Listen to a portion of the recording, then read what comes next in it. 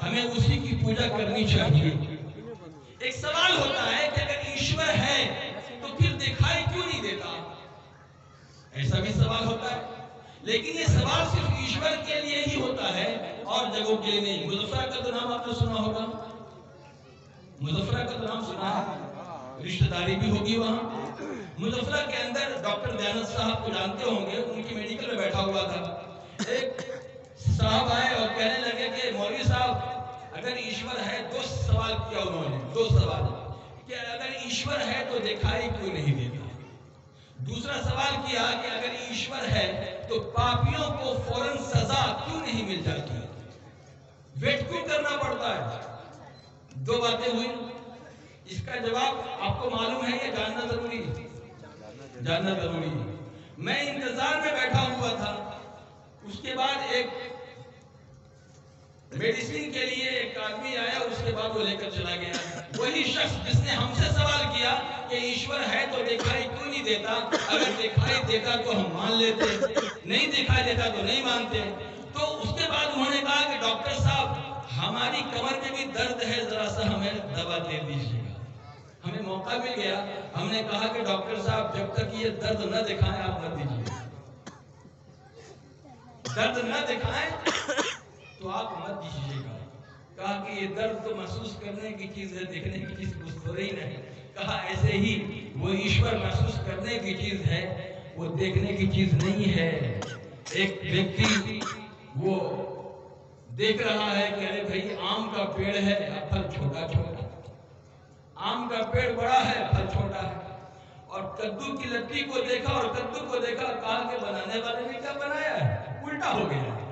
कद्दू की लत्ती में आम जैसा होना चाहिए और ये आम में कद्दू, ये तो उल्टा हो गया। उसके बाद वो आम के पेड़ के नीचे जरा सा सुस्ताने के लिए बैठ गया, आग लग गई। एक टिकोला गिरता है और तो उसके सर पे तो बाल थे नहीं, था वो टकला। वो गिरता है टिकोला तो कहता है प्रभु तेरा शुक्र है, यहाँ पर आम की जगह पर अगर कद्दू होता तो भेजा बाहर आ गया। उसने बनाया है उसी हिसाब से। इसी को कहा है तुलसीदास जी ने भी कि बिनु पद चले सुनई बिनु काना, कर बिनु कर्म करई विधि नाना। वो बिना पैर के चलता है, बिना कान के सुनता है और बिना हाथ के करता है, और करता है तो नाना प्रकार की चीजें कर डालता है, नाना हर तरह की चीजें कर डालता है। ये सब चीज है, इसको जानने की जरूरत है। एक व्यक्ति ने कहा कि अगर ईश्वर है तो फिर ऐसी शब्द हम कैसे मान लें कि ईश्वर है। मानने के लिए क्या आधार होना चाहिए, हम कैसे मान लें। उससे कहा कि भाई देखिए आपका घर कहाँ, कहा पटना में है। कहा आपका अपना घर है या किराए के मकान पे रहते हैं? कहा किराए के मकान पे। कौन से फ्लोर पे? कहा चौथे फ्लोर पे। कहा स्नान करते हैं? कहा कि हाँ स्नान भी करते हैं। कहा स्नान करते हैं तो कहाँ करते हैं? बाहर नीचे उतर करके या ऊपर ही? कहा ऊपर ही स्नान कर लेते हैं। अच्छा। कहा स्नान करते हैं तो बाथरूम जाते होंगे? तो हाँ जाते हैं। वहाँ पानी जो लाते हैं तो क्या नीचे से बाल्टी में भरकर लाते हैं? कहा नहीं, वहाँ तो सिस्टम बना हुआ है, टैंकी में पानी जमा रहता है और वहाँ से उसकी नलकी रहती है, वहाँ खोलते हैं और फिर नहा लेते हैं। कहा ये बताइए कि उस टैंकी के अंदर, टैंकी देखा है, उस टैंकी के अंदर पानी आप कैसे भरते हैं? बाल्टी बाल्टी भरते हैं? कहा नहीं नहीं, नीचे मोटर लगा हुआ है, नीचे मोटर लगा हुआ है। उस मोटर को स्टार्ट करते हैं और पानी नीचे से उस टैंकी में चला जाता है, फिर वहां से हर जगह सप्लाई होता है। कहा अच्छा ये तो बात आपने समझ ली है और हमको समझा दिया है। ये बताइए कि नारियल का पेड़ कितने फीट का होता है? तो मैंने उनसे कहा, उन्होंने जवाब दिया कि 40 फीट 50 फीट का होता है। ये बताइए कि टैंकी में पानी जाने के लिए क्या मोटर का होना जरूरी है? का बिल्कुल जरूरी है। अगर मोटर नहीं होगा तो फिर पानी कैसे वहां जाएगा? फिर तो बाल्टी बाल्टी भरना पड़ेगा। अच्छा तो भी ये बताइए कि जब 40 फीट 50 फीट ऊंचाई पे नारियल का पेड़ होता है, उसमें जो फल लगता है वो नीचे के ऊपर जड़ में या چھپ میں، تو کہا اوپر لگتا ہے، کہا کہ اس ناریل کے پھل کے اندر جو پانی ہے وہ پانی جس موٹر سے جاتا وہ موٹر دیکھا ہے؟ کہا کہ نہیں دیکھا ہے۔ کہا کہ جب نہیں دیکھا ہے تو پھر مان کیوں رہے ہیں کہ پانی اس میں ہے کہ نہیں؟ تو ہاں ہے۔ تو جب بنا موٹر کے پانی پہنچ گیا تو پہنچانے والا کون ہے؟ تو معلوم ہوا کہ یہ ایشور کی پہچان ہے کہ جو بنا موٹر کے وہاں تک پانی سپلائی کر دیتا ہے وہ ہم جیسا نہیں، وہ ایشور ہے جو اس سنسار کا بنانے والا ہے۔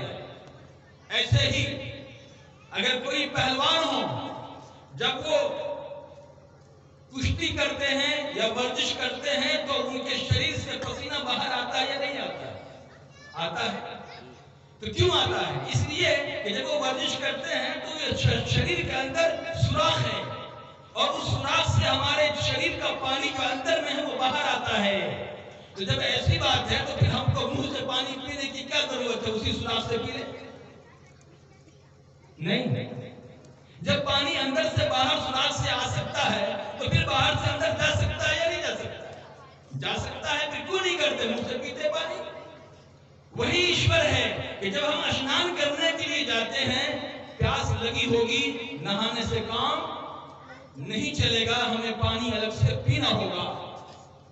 وہ ایشور ہے کہ ہمارے شریر کے بناوٹ کو اس حساب سے اس کی رچنا کیا ہے کہ ہم جب اندر جاتے ہیں پانی میں نہانے کے لیے تو پانی اندر نہیں جاتا، ہماری پیاس نہیں بجھتی ہے۔ یہ اس کا کمال ہے۔ اس لیے وہ ایشور بڑا مہان ہے اور ہمیں اسی کی اپاسنا کرنی چاہیے۔ اس لیے کہا گیا کہ ایک ایشور کو چھوڑ کر ہمیں کسی کی اپاسنا نہیں کرنا ہے، نہ دیوی دیوتاؤں کی اپاسنا اور نہ کسی مہادیو کی اپاسنا کرنا، ہمیں اس ایشور کی اپاسنا کرنا ہے جس کو قرآن نے بڑے بہترین انداز میں کہا ہے کہ وَمِنْ آيَاتِهِ اللَّيْلُ وَالنَّهَارُ وَالشَّمْسُ وَالْقَمَرُ لَا تَسْجُدُوا لِلشَّمْسِ وَلَا لِلْقَمَرِ وَاسْجُدُوا لِلَّهِ الَّذِي خَلَقَهُنَّ إِن كُنتُمْ إِيَّاهُ تَعْبُدُونَ۔ کیا سٹک مثال دی ہے قرآن میں اللہ نے کہ یہ رات اور دن اور یہ سورج اور چاند یہ اس سوامی کی نشانیوں میں سے ہے۔ تم سورج اور چاند کی پوجا مت کرو، تم سورج اور چاند کو سجدہ مت کرو، تو پھر کس کی کرو؟ جواب دیا کہ اس ایشور کی، اس اللہ کی پوجا کرو، اس ایشور کو سجدہ کرو جس نے ان وستوؤں کو اتپن کیا ہے۔ سورج کا بنانے والا اللہ ہے، چاند کا بنانے والا اللہ، وہی ایشور ہے، اور ہم اسے چھوڑ کر کسی اور کی پوجا کریں تو کیا وہ خوش ہوگا؟ اور جتنے بھی رشی آئے ہیں سبوں نے کہا ہے کہ اس ایشور کی پوجا کرنی ہے، میری نہیں کرنی، لیکن بات کر لوگوں نے اسے چھوڑ دیا، اسی کی پوجا کرنا شروع کر دیا۔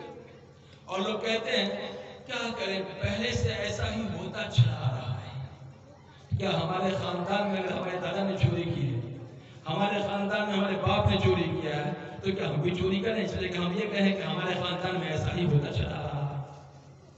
نہیں، ہمیں تو وہ کرنا ہے جو صحیح ہے۔ ایک ایشور کی اپاسنا کرنی ہے، اسے چھوڑ کر ہم کسی اور کی اپاسنا کریں تو پھر ایسی صورت میں رگ وید کے اندر کہہ دیا گیا ہے، رگ وید منڈل نمبر 1 سکت نمبر 146 منتر نمبر 64 کیا کہا کہ انتھم تمہ پرویشانتی یشنگ بھوتی مپاشا۔ وہ لوگ اندھکار میں پرویش کرتے ہیں، وہ لوگ اندھیرے میں جا گرتے ہیں جو دیوی دیوتاؤں کی پوجا کرتے ہیں۔ تو سندیش تو یہ دیا گیا کہ ہمیں ایک ایشور کی پوجا کرنی ہے، اور ہم دیوی دیوتاؤں کی پوجا کرنے لگے تو پھر ہمیں وید نے یہ بات نہیں بتائی ہے، اور ایک مسلمان ہیں ہم، اور ہمیں گرد ہے اس بات پر کہ ہم صرف قرآن پر نہیں چلتے۔ اگر ہم صرف قرآن پر چلتے ہیں تو پھر ہم وید کے انوسار بھی چل رہے ہوتے ہیں، تورات کے انوسار بھی چل رہے ہوتے ہیں۔ کیوں کہ ان پستکوں کے اندر ایشور نے وہی بات لکھی ہے جو قرآن کے اندر لکھی ہے۔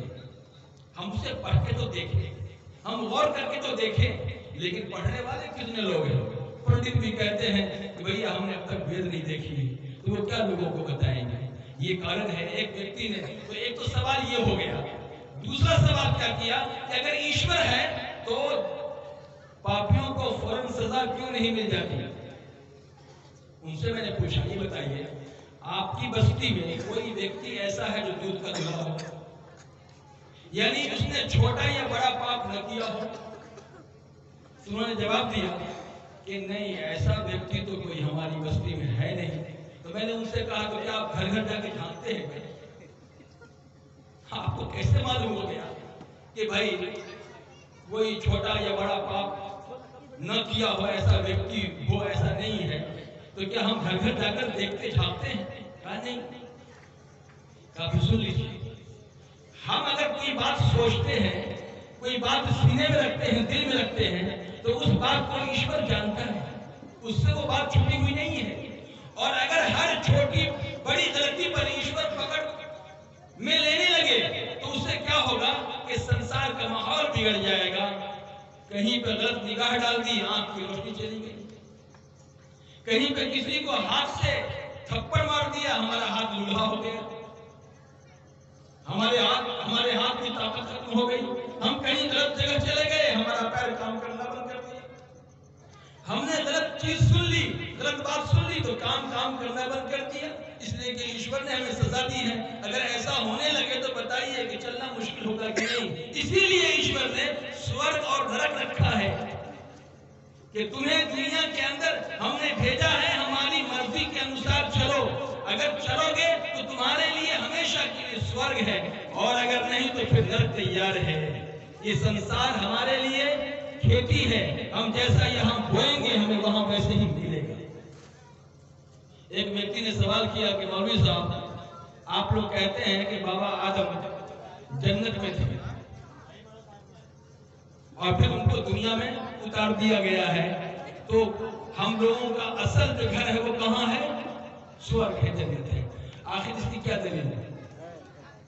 اب دلیل پوچھنے لگے، اس کی کیا دلیل ہے کہ بابا آدم پہلے سورگ میں تھے، پھر وہاں سے دنیا میں اتارا گیا ان کو، اور ہم انہی بابا آدم کی اولاد ہیں؟ تو ان کو جواب یہ دیا کہ دیکھیے، اس سنسار کے اندر بہت سارے پشو ہیں جو برسات میں گھنٹوں کھڑے رہتے ہیں، بیمار نہیں پڑتے، گرمی کے موسم میں چلچلاتی دھوپ میں گھنٹوں کھڑے رہتے ہیں، بیمار نہیں پڑتے، جاڑے کے موسم میں باہر نکل کر کھڑے رہتے ہیں، بیمار نہیں پڑتے ہیں۔ اور ہم منش ہیں، وہ صرف ہم مسلمان نہیں، اس نے آپ بھی اور ہم بھی ہیں، اس سنسار میں جتنا بھی منش ہیں سب کا وہی حال ہے کہ اگر ایک گھنٹہ چلچلاتی دھوپ میں کھڑے رہ جائیں گے تو آشنکا ہے کہ بیمار پڑ جائیں گے، جاڑے میں اگر باہر نکل کے کھڑے رہ جائیں گھنٹوں بیمار پڑ جائیں گے، اگر وہ برسات میں کھڑے رہ جائیں گے بیمار پڑ جائیں گے۔ تو معلوم ہوا کہ یہاں کی آب و ہوا یہاں کے جانوروں کو شوٹ کرتی ہے، ہمیں شوٹ نہیں کرتی ہے، اس لیے وہ پشو اسی سنسار کے ہیں اور ہم کسی اور سنسار سے یہاں بھیجے گئے۔ کہا کہ ہم یہ تو بات صحیح کہتے ہیں۔ تو اس طرح کے سوال آتے ہیں، تو ایسی صورت میں اگر وہ چھوٹی چھوٹی چیزوں پر پکڑ کرنے لگے تو پھر تو معاملہ بگڑ جائے گا۔ اسی لیے میرے محترم یاد رکھیں، باتیں تو بہت ساری ہوتی رہتی ہیں، لیکن کمال ہمارے اندر اسی وقت ہو سکتا ہے، پیدا ہو سکتا ہے جب تک کہ ہم کہی ہوئی باتوں پر اگر صحیح لگے تو اس پر عمل کرنے کی کوشش کرنی چاہیے۔ اور ایسی صورت میں آج لوگ یہ کہتے ہیں کہ دھرم الگ الگ ہے، اسلام الگ ہے، سناتن دھرم الگ ہے، یہودی دھرم الگ ہے، ایشور نے بہت سارے رشیوں کو بھیجا ہے، دھرم کو الگ الگ کر لیا ہے۔ یہ بات تو ایشور تو خود چاہتا ہے کہ ہم سب الگ الگ ہوں، تو پھر ہم کو ایک کرنے کی کوشش کیوں کرتے ہیں؟ میں تم کو جواب دیتا ہوں کہ کبھی ایشور نے یہ نہیں کہا کہ تم سب الگ الگ ہو جاؤ، اس نے تو کہہ دیا ہے کہ تم گروہ میں مت بٹو، تم الگ الگ مت ہو، اس لیے کہ الگ ہوگے تو تمہارے اندر کمزوری پیدا ہوگی۔ تمہیں الگ ہونے کو نہیں کہا گیا ہے، تمہیں ایک ہونے کو کہا گیا۔ ایک کس کے لیے ہونا ہے؟ اگر ہمارے سماج میں کچھ غلط کام ہو رہا ہے، آپ ایک ہو کر کے اس کے خلاف کھڑے ہوں۔ اگر کوئی اچھی باتیں ہو رہی ہیں تو اس کے لیے آپ اس کا شکریہ ادا کریں کہ کوئی تو ہے جو آگے بڑھ کر اس برائی کو دور کرنے کی کوشش کیا، پریاس کیا ہے۔ آج ہمارے یہاں جو لڑکیوں کی خودکشی ہو رہی ہے اور جو چیزیں اب ہماری نظروں کے سامنے آتی ہیں، याद रखें ये सारी चीजें ये गुनाहों की वजह से है और हम गुनाहों के दलदल में इस तरह से फंस चुके हैं कि जब शादी ब्याह का मामला आता है तो उसमें क्या चीजें जरूरी हैं। 2 मुसलमान गवाह होने चाहिए और एक लड़की ये राजी हो जाए उस लड़के के साथ रहने के लिए, लड़का भी उसको अपने पास रखने के लिए राजी हो जाए। निकाह वाजिब नहीं है, निकाह फर्ज नहीं है, निकाह सुन्नत है। निकाह मिन सुन्नती, खुतबे में कहा जाता है कि निकाह मेरा तरीका है, ये सुन्नत है। लेकिन जरूरी क्या है? जरूरी है दैन महर का होना, 2 गवाहों का होना और लड़का और लड़की का राजी हो जाना, यही तो शादी है। आज हमने इसको कितना महंगा कर दिया है कि आज जो लोग भी अपने बाल बच्चों की शादी में लाखों रुपए खर्च करते हैं, अल्लाह के यहाँ वो जवाब देंगे जब एक गरीब लड़की उसका दामन पकड़ेगी कि अल्लाह इन्हीं की वजह से हमारी शादी नहीं हो सकी, हमारा रिश्ता नहीं हो सका, इसलिए कि इन्होंने तो शादी को महंगा कर दिया था, हमारे पास कोई रिश्ता लेकर नहीं आया। तो हम क्या जवाब देंगे? हाजीपुर का वाकया है। हाजीपुर में एक टीचर, अभी वो जिंदा है, एक टीचर आज से कई साल पहले की बात है, वहाँ महुआ से, महुआ जानते हैं, महुआ वैशाली डिस्ट्रिक्ट में, महुआ से कुछ लोग लड़का देखने के लिए पहुंचते हैं हाजीपुर। वहां पहुंचकर सुबह सवेरे आ जाते हैं, नाश्ता चलता है, लड़के के इंतजार में मेहमान बैठे हुए हैं। लड़का वो तैयार होकर के गुस्ल करके शूट बूट में आता है और अपना बैग उठाता है और सोनपुर जाने लगता है स्कूल की तैयारी करते हुए। फौरन जब वो गेट से निकल रहा होता है, बाप आवाज देता है, कहता है बेटा कहाँ जा रहे हो? कहा अब्बू जान हम ड्यूटी पे जा रहे हैं। कहा अरे तुझे देखने के लिए मेहमान आए हैं और तुझे आज ड्यूटी याद आ रही है? उसने कहा कि अब्बू जान आप परेशान क्यों होते हैं? जब तक मैं जिंदा हूँ ऐसे लोग बहुत आते रहेंगे, जब तक मैं जिंदा हूँ लोग हमें देखने के लिए आते रहेंगे, आप परेशान मत हो। उसे नाज किस बात पर? उसकी सरकारी नौकरी थी, वो स्कूल में टीचर था, तो उसे नाज था। अल्लाह को कभी कभी ऐसा भी होता है कि उसने छोटी बात समझकर बोल दिया, अल्लाह की नजर में वो बात बहुत बड़ी होती है। कोई बात बहुत बड़ी बोलता है, अल्लाह की नजर में वो बात छोटी होती है। वो कहता है बताइए लड़की वालों के दिल पे क्या गुजरी होगी? खुद सोचने की बात है, क्या एहसास हुआ होगा, दिल कितना छोटा हो गया होगा। लेकिन अल्लाह का करिश्मा देखिए, वो शख्स जाता है और हाजीपुर स्टेशन पे पहुंचता है। प्लेटफॉर्म जो टिकट काउंटर है वहां अलग है, इंक्वायरी ऑफिस अलग है, दूर हाजीपुर में थोड़ा दूर है। उसने मालूम किया कि गाड़ी कितने बजे है सोनपुर के लिए। फौरन उसको टाइमिंग बताई गई कि गाड़ी तो बस आ रही है। फौरन दौड़ता हुआ वो टिकट लेता है और टिकट लेकर फिर जब प्लेटफॉर्म पर जाता है तो देखता है कि गाड़ी सिसक है। वो दौड़ता हुआ गाड़ी के लोहे को पकड़ने की कोशिश करता है, पैर लड़खड़ा जाता है और वो गाड़ी के नीचे चला जाता है और उसके दोनों पैर यहां से कट जाते हैं।